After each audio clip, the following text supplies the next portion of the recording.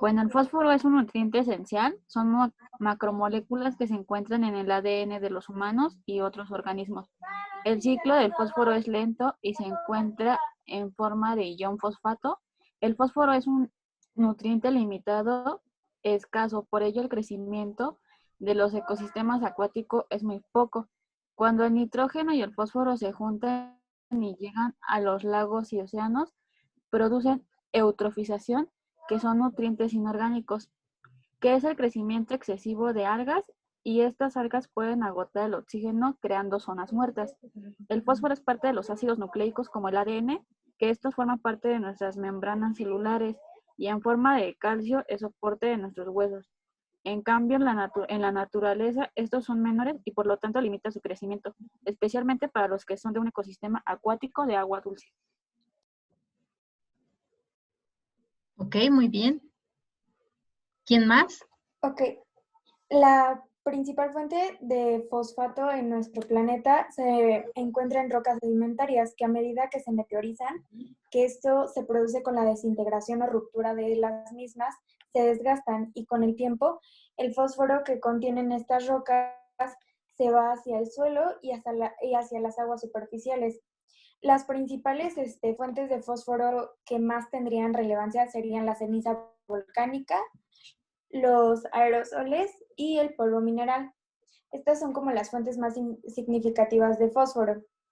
El fósforo no tiene fase gaseosa, como los demás ciclos, y las plantas pueden absorber el fósforo del suelo y que se transfiere también a los animales que la comen. Después que las plantas se hayan como sometido a cierta exposición por absorber los nutrientes del suelo y que los animales las hayan comido, los animales las defecan o mueren, entonces vuelven a regresar al suelo y los componentes del fósforo, los compuestos, pueden ser transportados de a los escurrimientos del suelo hacia los ríos, lagos o océanos, donde son absorbidos por los organismos acuáticos. Y estos organismos acuáticos, al morir o defecar también el fósforo, se hunde nuevamente y se va a las profundidades del océano, lo que vuelve a formar sedimentos de fósforo, lo que vuelve a producir nuevas capas sedimentarias y, y otorga rocas de fosfato. Es un proceso que geológicamente hablando se llama levantamiento o ion fosfatado y es sumamente lento. El tiempo es de 20.000 a 100.000 años.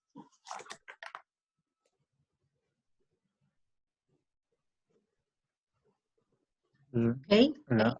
La eutrofización en las zonas muertas, la mayoría de los fertilizantes que se usan en la agricultura y en los huertos y jardines contienen tanto nitrógeno como fósforo, los cuales pueden llegar hasta los ecosistemas acuáticos mediante escurrimientos superficiales. El fertilizante en los escurrimientos puede provocar el crecimiento excesivo de algas y otros microbios que estaban previamente limitados por la cantidad de nitrógeno o fósforo. Este fenómeno se conoce como eutrofización. En algunos casos parece que el agente principal de la eutrofización es el fósforo no, no el nitrógeno.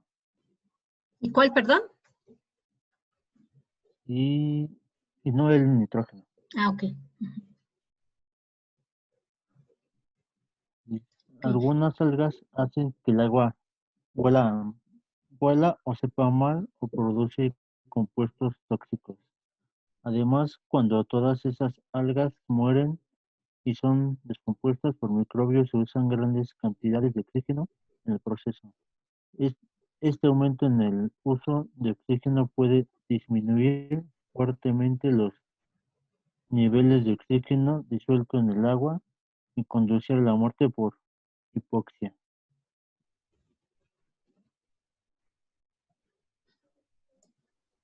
Bueno, y creo que sería todo. Gracias, maestros, compañeros. Este ciclo, digo, aparte de que es importante, es uno de los más largos, ¿no? Cada uno de estos ciclos tienen como, dependiendo del ecosistema, temporalidades diferentes, pero en particular el del fósforo, es el más largo justamente por esto que implica, ¿no? Que cuando se rompen las rocas calizas es cuando empieza a surgir o ese fósforo, esos fosfatos se van de las rocas hacia las fuentes de agua o hacia la tierra, ¿no? Entonces es de los más largos que hay. Ok, muy bien, chicos, ¿algo más? No, maestra. No, es todo. Ok, entonces seguimos con el ciclo del azufre. ¿Están los del ciclo del azufre? Sí, maestra. Ok, va que va. Igual quieren que yo comparta imagen, Sí. ¿sí? Va.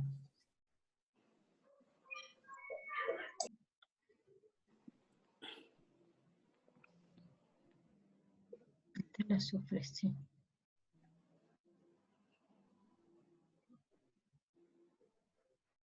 Listo.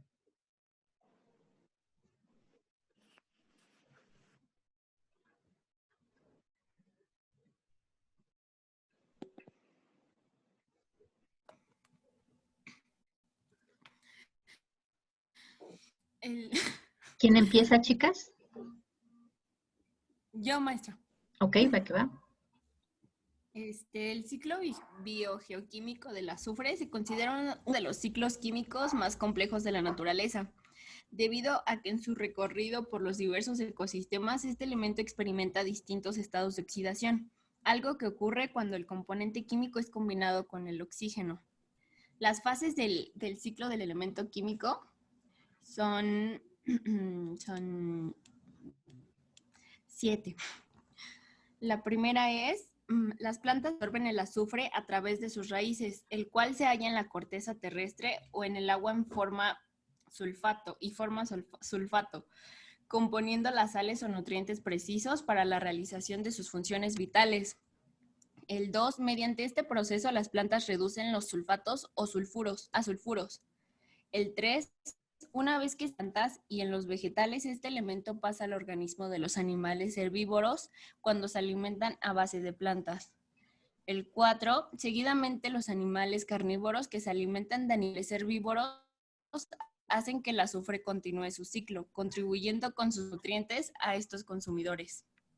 5. Al morir los animales carnívoros, sus cadáveres quedan en el suelo, de modo que bacterias y hongos, organismos descomponedores, convierten los restos de estos animales de nuevo en sulfatos, según los van desintegrando y reducirlos a partículas orgánicas.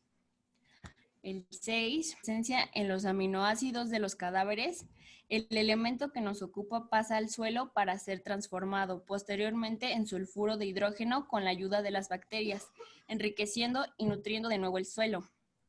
Y el 7, en este proceso el azufre se oxida para dar lugar a la producción del sulfato, que va a ser otra vez absorbido por las plantas por medio de sus raíces, iniciando el ciclo una vez más. El azufre llega también a los suelos a través de las heces de los animales tras su descomposición. Al mismo tiempo, llega a la atmósfera como compuesto gaseoso en forma de dióxido de azufre y de sulfuro de hidrógeno, gases que a su vez son producidos por los volcanes o los incendios, así como por la descomposición de materia orgánica producida por las bacterias en el suelo y en el agua. Muy bien. ¿Quién más? Sigue Azul. Ah, sí, voy yo. Bueno, el azufre es el 10º elemento que más abunda en el universo y puede resumirse en 3 grupos. El primero se encuentra formando compuestos, ya sea en la atmósfera, orgánico e inorgánico. También se puede encontrar en el suelo.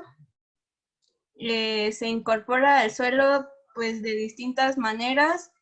Un ejemplo de ellos son el residuo de las plantas, el uso de abonos de origen animal, el desgaste de rocas o por el uso de fertilizantes minerales. El azufre también puede estar saliendo del suelo y se puede eliminar del suelo de muchas formas. Una de ellas es a través de la filtración, la erosión, por medio de los volcanes y gases, producto de una descomposición orgánica. Y ¿cómo afecta la acción humana al ciclo del azufre? Pues cuando el gas es atravesado por la lluvia, se produce la famosa lluvia ácida en una precipitación corrosiva cuya causa, cuya causa es el agua de lluvia que cae al suelo a través de dióxido de azufre, que lo convierte en débil ácido sulfúrico que termina por dañar ecosistemas acuáticos, como el lago. También es muy perjudicial en las estructuras artificiales de las ciudades y las puede degradar a nivel químico, como edificios y estatuas.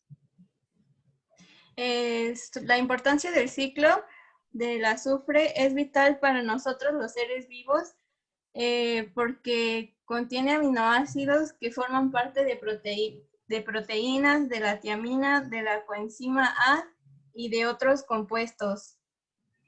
Y pues gracias al abundante elemento, las proteínas se mantienen en su forma y es muy valioso a nivel comercial.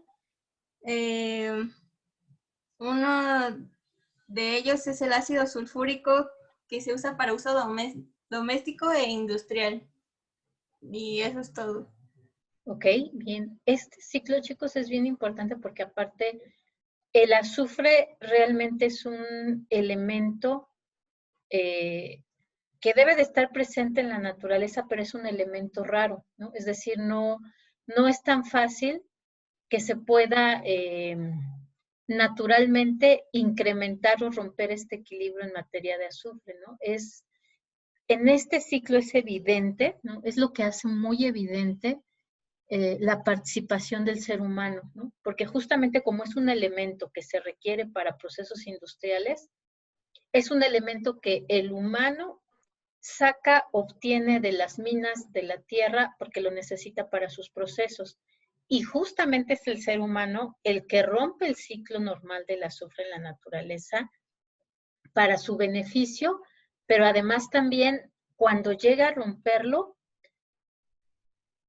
es algo sumamente grave la alteración que puede generar, pero no solamente para el ecosistema en sí mismo, ¿no? Como ya dijeron sus compañeras, cuando está en exceso, ¿no? Cuando contamina, ¿no? Puede contaminar agua, puede contaminar, pero además, ¿no? De que puede contaminar el ecosistema, en sí mismo es un elemento muy peligroso para el ser humano, ¿no? Porque por ejemplo, ahorita se me fue, los sulfatos son más o menos inertes, pero son estos, creo que los sulfuros, cuando están en forma de gas, o sea, pueden matar en cosa de segundos a organismos vivos, específicamente animales y al ser humano, ¿no? De forma inmediata, cuando hay un exceso de gas que contenga sulfuros. Además, también este ciclo justamente fue al modificarse para la industria, fue el que hizo evidente en Europa particularmente los impactos que puede tener el ser humano en la naturaleza. Hay dos eventos que son el parteaguas en la historia del ser humano, donde el ser humano se dio cuenta del impacto que podía tener sobre el medio ambiente, y no solo ese impacto sobre el medio ambiente, ¿no? Sino que ese impacto que tenía además le afectaba y podía poner en peligro que continuara la existencia humana dentro de este planeta. Uno es, por un lado, la falta o la escasez o la posible desaparición de los combustibles fósiles, ¿no? Que eso fue particularmente en Estados Unidos en ambos, ¿no? En Europa y Estados Unidos, pero particularmente en Estados Unidos, fue donde se replantearon, híjole, es que si se acaba el petróleo, ¿qué va a pasar? ¿No? En los 70 subió mucho de precio el petróleo, y entonces ahí fue donde ellos dijeron, no, o sea, el planeta tiene límites, ¿no? Es decir, va a llegar un momento en que ya no haya combustibles fósiles y entonces se va a detener por completo la economía, pero no solo la economía, sino la posibilidad de seguir con las vidas como tenemos ahora, porque ¿de dónde vamos a obtener combustible para transportar los alimentos? ¿De dónde vamos a tener combustible para hacer funcionar los tractores? ¿De dónde vamos a tener combustible para transformar lo que hay en la naturaleza y convertirlo en mercancías? En el caso de Europa fue justamente el ciclo del azufre, fue la famosa lluvia ácida. Resulta que justamente por la cantidad ya de gases que había de efecto invernadero, pero particularmente de azufre, por todas estas termoeléctricas ay, se me fueron, ¿cómo se llaman las otras? Las que producen también energía, pero son como Laguna Verde. Se me fue ahorita. Que son las plantas nucleares, ¿no? Por los desechos que generaban las plantas nucleares en particular, que hay muchas en Europa, se empezó a emitir una gran cantidad de azufre a la atmósfera, ¿no? Y entonces eso hizo que empezara la lluvia ácida. Y la lluvia ácida, pues a lo mejor no era tan evidente en los campos, ¿no? De repente, pues no se daba la cosecha o veían que se contaminaba y ya no se daban las plantaciones y decían, bueno, ¿qué pasó, no? Y finalmente también era culpa del ser humano, porque además los fertilizantes llevaban una gran cantidad de azufre también, ¿no? Para hacer crecer las plantaciones. Pero por ese lado simplemente decían, bueno, ¿qué es lo que pasa? Siempre hemos utilizado estos fertilizantes, pero ahora además el uso de ellos está contaminando el agua, pero hasta ahí las afectaciones eran como muy locales. En el momento en que empieza a surgir la lluvia ácida y que empiezan a verlo directamente sobre las estatuas y sobre los edificios, ¿no? Por eso es algo que siempre está presente cuando se explica este ciclo, fue cuando dijeron, híjole, ¿no? O sea, el impacto que nosotros tenemos puede ser tan grave que podemos estarnos haciendo daño a nosotros mismos directamente y a corto plazo. Porque a lo mejor el uso de los combustibles fósiles es a largo plazo. A lo mejor la contaminación del agua es a mediano plazo. A lo mejor el exceso o sobreexplotación de los campos es dañina, pero también es a mediano o largo plazo, ¿no? Dependiendo de qué tan fértil es una tierra. Pero cuando empezó la lluvia ácida, se dieron cuenta que era algo que podía dañarlos, pero aparte de forma inmediata y a corto plazo, ¿no? Entonces, justamente ese reconocimiento de que había ya un desequilibrio, y particularmente en este ciclo, fue lo que prendió el semáforo rojo, y entonces dijeron, no, pues ahora sí necesitamos todas las naciones sentarnos a hablar para ver qué vamos a hacer, porque el impacto del ser humano en el medio ambiente es grave, y eso nos vuelve vulnerables ante lo que nosotros mismos estamos creando, ¿no? Entonces, este ciclo es muy importante justamente por eso. Uno, porque es dañino muy fácilmente, sobre todo cuando hablamos de los gases, pero otro porque fue parte de los que dieron pie a que nos sentáramos todas las naciones a hablar sobre qué debíamos hacer en materia de medio ambiente, ¿no? Y bueno, pero nos faltan todavía dos. ¿A quién le tocó el ciclo de oxígeno, chicos? ¿Ya llegaron o todavía no? Sí, ya estamos aquí, profesora. ¿Quieren que comparta pantalla o ustedes traen una imagen? No, sí puede compartir pantalla, por favor. Ok, déjenme, acá lo tengo. Listo, ¿ya se ve? Sí. Va que va. Bueno, nosotros vamos a explicar sobre el ciclo del oxígeno. El equipo está compuesto por Yareibi, por Armando y yo, Yuridiana. Dice, el oxígeno, que está representado con la letra O, es el elemento químico de número atómico número 8, de naturaleza gaseosa, incolora, inodora e insípida, que abunda en la corteza terrestre, en la atmósfera y en los océanos, siendo totalmente imprescindible para la vida. Se trata de un gas más pesado que el aire, del que constituye casi una quinta parte de su forma molecular, O2, que es oxígeno 2. Asimismo, forma parte del agua, de los óxidos y de la mayoría de los ácidos y sustancias orgánicas, estando presente en el organismo humano y en el resto de los seres vivos. ¿En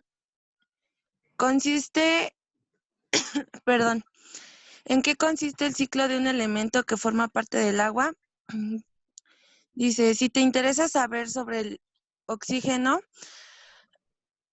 hemos de partir de la base de que hace referencia a una serie de procesos que se producen uno tras otro, de modo inalterable. En la biosfera, la capa en la que habitan los seres vivos en el planeta, las aguas son las generadoras principales del gas, objeto de nuestro estudio, puesto que las algas reemplazan un 90% de todo el oxígeno que se utiliza. Las plantas de la Tierra hacen el resto. Se sabe que hace millones de años, cuando nuestro planeta era todavía joven, primitivos organismos que comenzaron a efectuar la fotosíntesis permitieron que el oxígeno creciera abundantemente y que los seres vivos pudieran subsistir. Mediante el complejo proceso evolutivo, los seres vivos llegaron a dominar el planeta y, por ende, la existencia de este indispensable elemento en la atmósfera se debe a la actividad fotosintética de multitud de organismos. El proceso de este ciclo se debe relacionar con los siguientes pasos. El primero es las plantas producen oxígeno durante la fotosíntesis, que es liberado al aire. El segundo, el oxígeno pasa a la atmósfera. El tercero, los animales, los seres humanos y el resto de los seres vivos autótrofos y heterótrofos que respiran obtienen oxígeno, el cual pasa a su cuerpo, donde es llevado a las células y a los tejidos para permitir su funcionamiento. El cuarto, una vez usado, este gas vuelve al aire como desecho de la respiración en forma de dióxido de carbono.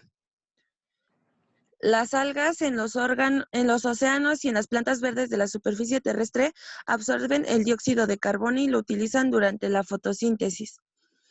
Y el último, de nuevo y como resultado de la fotosíntesis, las plantas liberan oxígeno al aire, complementando el ciclo.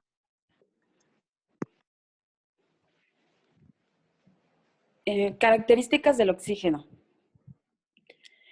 El oxígeno es un elemento que se encuentra en diversas combinaciones en la naturaleza. Y en esas combinaciones lo encontramos como oxígeno como gas, del carbono como gas carbónico y del agua en diferentes estados de agregación. De esta forma se manifiestan dos tipos de procesos, que son ciclos lentos o geológicos y ciclos rápidos o biológicos. Los primeros son los que forman parte de un proceso geológico de la Tierra, como ocurre con el ciclo hidrológico, y los segundos forman parte de los procesos biológicos de los seres vivos, como ocurre en la respiración o con la fotosíntesis. La importancia de este ciclo. La presencia del oxígeno es necesaria para que los seres vivos lleven a cabo una de sus funciones principales, que es la respiración. Los organismos requieren de este elemento hasta el punto que sin él morirían irremediablemente en un periodo de tiempo que podría variar de segundos a horas. Gracias al proceso de respiratorio, el oxígeno es transportado a células para que las mismas puedan obtener energía y funcionar óptimamente. Aunque las plantas son consumidoras de una cierta cantidad de oxígeno, son eminentemente productoras del mismo. Para ellas es absolutamente necesario absorber dióxido de carbono con el fin de comenzar su fotosíntesis y dar lugar al oxígeno como subproducto, el cual les sirve para la producción de alimento. Una parte de este gas es consumido durante la descomposición de los seres vivos a la litosfera, como puede suceder con el carbonato de calcio de las conchas de ciertos moluscos. Y me parece que sigues, Armando.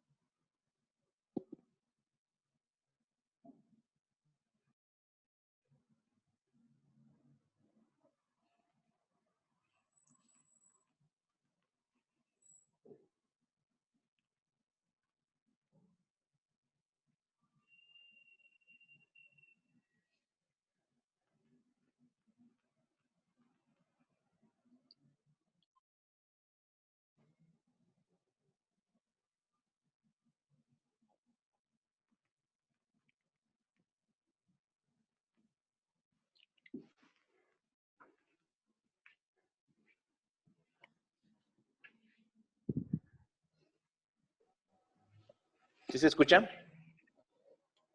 Sí. Ah, perdón. Bueno, no sé si se escuchó la fase 1.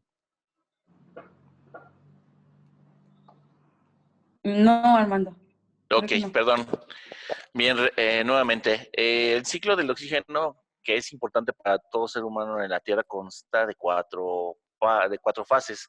La primera es la atmosférica, en la cual el oxígeno en su forma molecular lo encontramos en nuestra o en la atmósfera del planeta como parte del aire, y en el cual forma parte de un ciclo biogeoquímico, referido a la circulación del mismo y a la circulación del ambiente o en el ambiente donde donde todos los seres vivos lo toman o lo adquieren con el fin de completar el proceso natural. La segunda fase es la fotosíntesis, que en esta etapa el elemento es producido en una reacción química mediante la cual los seres vivos contenedores de clorofila utilizan el dióxido de carbono, el agua y la luz del sol para la obtención de energía y nutrientes, al mismo tiempo que liberan el oxígeno al medio ambiente. La fase de respiración, que es la 3, consta de la expulsión de dióxido de carbono y la inspiración de oxígeno como parte de los seres vivos a través del proceso respiratorio. Esto se traduce que la fase de respiración en el ciclo del oxígeno es un proceso necesario para la vida. No en vano estamos hablando del intercambio de gases que por parte de los seres vivos y de su interacción con el medio ambiente consiste en la entrada de oxígeno al organismo y la salida como dióxido de carbono en él. Finalmente, la última fase es el retorno, que esta consiste en la vuelta del oxígeno a la atmósfera en forma de desecho y la respiración de dióxido de carbono, y se denomina la etapa de retorno del ciclo del oxígeno.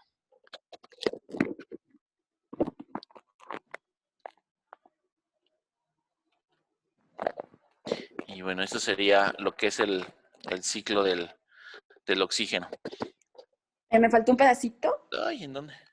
Aquí, el oxígeno es igualmente importante para la combustión y otras reacciones biológicas y químicas. Parte del mismo se convierte en ozono, formando una capa en la alta atmósfera, cuya misión es proteger la biosfera de la intensa radiación solar, impidiendo el escape de calor y el consiguiente enfriamiento del planeta. En aquellos cuerpos de agua que el nivel de oxígeno sea muy... En aquellos cuerpos de agua en los que el nivel de oxígeno es muy bajo, por la proliferación de algas o bacterias que lo consumen todo, o por la contaminación, entre otros motivos, aparece la llamada hipoxia, con el consiguiente perjuicio que ello provoca, dado que en aguas hipóxicas no se suelen dar condiciones compatibles con la vida. Y bueno, sí sería como lo último. Ok, muy bien. Este ciclo también es bien interesante porque es el que fue también como el que explicó el chicotito que nos pusieron, ¿no? Porque después de que se sentaron a negociar las naciones, pues nadie quería dar su bracito a torcer, ¿no? De quién disminuía pues estos gases de efecto invernadero o cómo se establecían las cuotas. Y justamente, ¿no? En los 80s que se empezó a dar este problema de que cada vez se abría y se abría y se abría más la capa de ozono, fue también lo que fue el acicate, ¿no? Decir, oigan, pues es que sí nos tenemos que poner las pilas porque ya no solamente es la lluvia ácida, ya no solamente es los precios del petróleo, sino que además también se está haciendo un hoyo en la capa de ozono, ¿no? Y bueno, en cuanto al agua, este asunto también es muy importante, este ciclo en particular, porque efectivamente, ¿no? Dentro de ese 97.5% de agua que decíamos que había en nuestro planeta, que era agua que no necesariamente era para uso humano, algunas de las cuencas o de las fuentes de agua justamente no son para uso humano porque tienen características tan sencillas como, por ejemplo, que tienen baja oxigenación, ¿no? Por lo cual no es potable y no se puede permitir el desarrollo de la vida de los seres que normalmente se desarrollan ahí. Entonces también este es uno de los, bueno, todos los ciclos son muy importantes, pero este es también como de los emblemáticos para explicar la forma como las naciones fueron reaccionando para, pues efectivamente hacer algo que evitara o que por lo menos disminuyera la forma de desarrollo como se había tenido hasta ese momento, ¿no? Y bueno, nos falta entonces el ciclo de calcio. ¿Sí están por ahí? Los que les tocó el ciclo de calcio.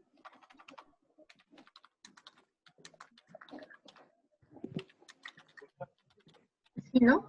¿Quién eran? ¿Eran Rodrigo y Fernando? Ujú. Por ahí andan, ¿no? No se escapen. No tienen audio. Ah, ok. Sí, ahí está. Ahí está. Aquí es Fernán. Ya me acordé. Fernán, no Fernando. Fernán y Rodrigo. Ok, ¿quién empieza, chicos? ¿Comparto yo imagen? ¿O ustedes traen imagen?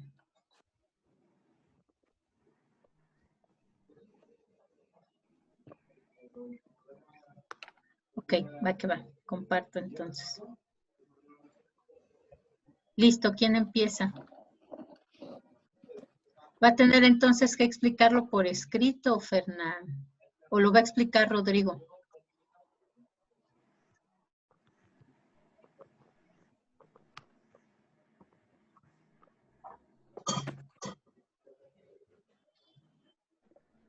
Los escuchamos, chicos.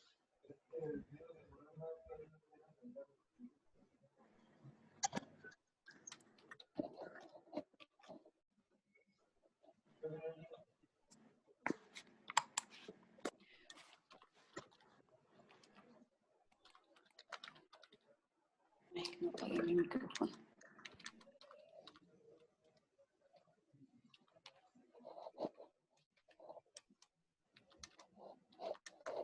Ok, va que va, Fernán.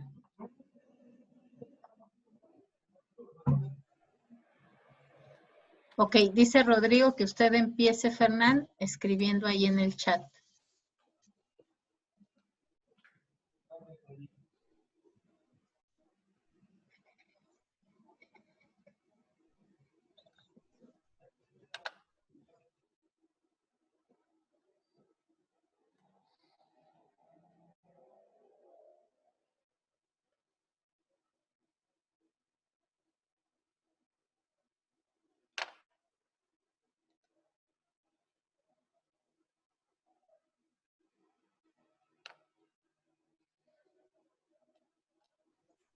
Chequen todos en el chat porque ahí está explicando Fernán, ya que no puede Sí, activar. profesora.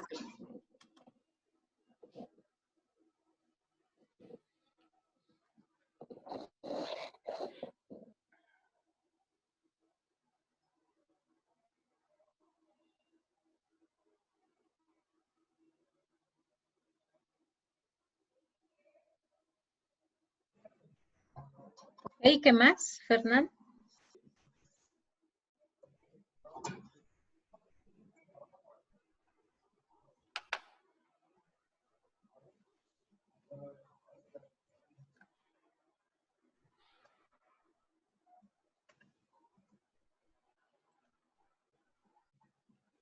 No, si no, Rodrigo, lo escuchamos.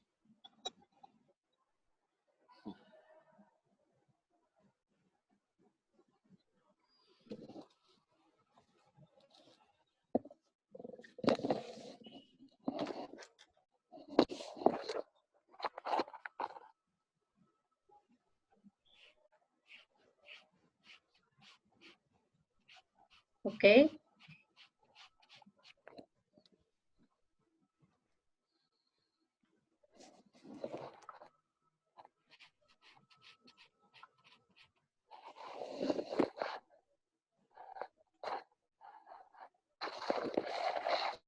Ok, entonces también es de estos ciclos largos, ¿no?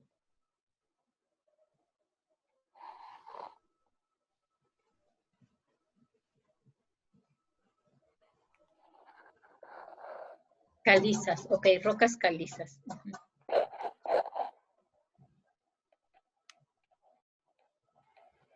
¿Qué más?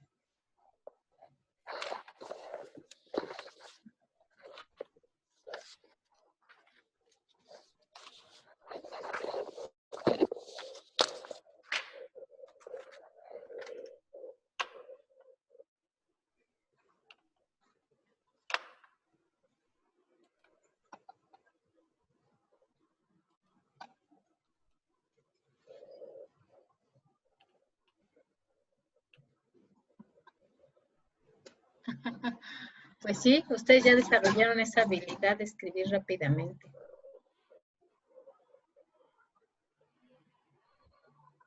Ok, este ciclo es importante, chicos, porque no está de forma completamente natural, ¿no? Sino es justamente a causa de los organismos que existe este calcio en el planeta.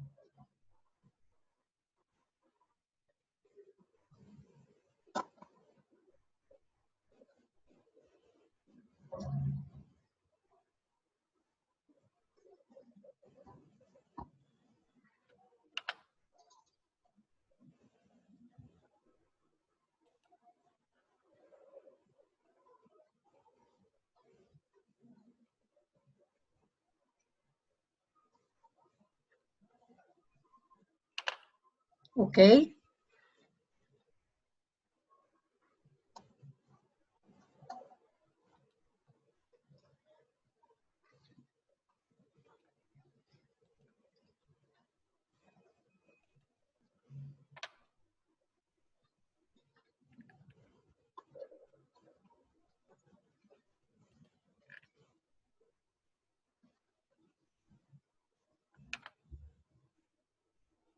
Exactamente, ¿no? Sí, exactamente. Ok, muy bien.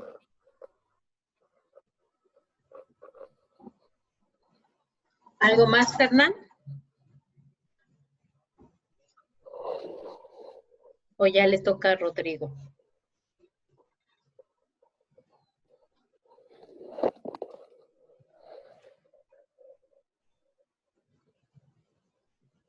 Ok, va que va. Entonces, Rodrigo.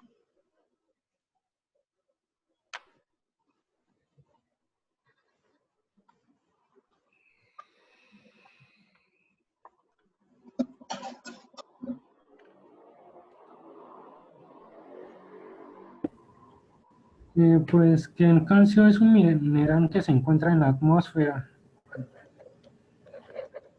Perdón, el calcio es un mineral que se encuentra en la litosfera formando grandes depósitos de origen sedimentario que emergieron de fondos marinos por levantamientos geológicos. Muchas veces estas rocas contienen restos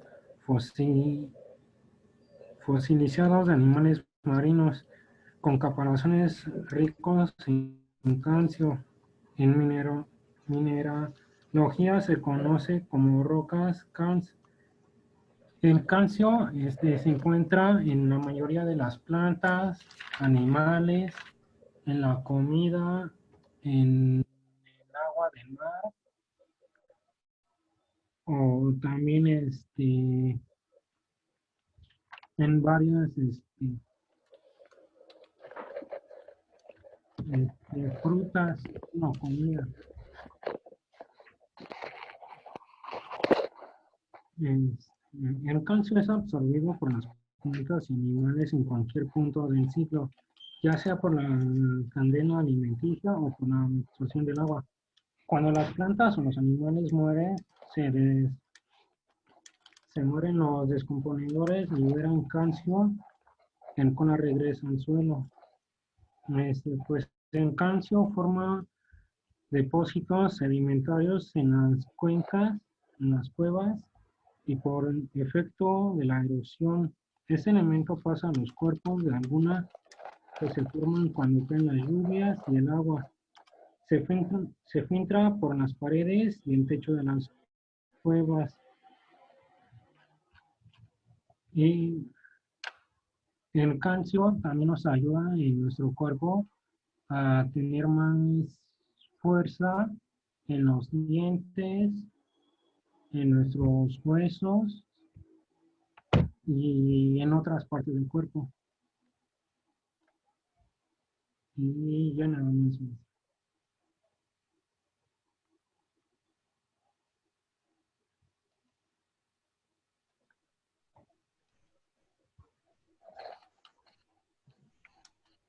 ¿Qué más?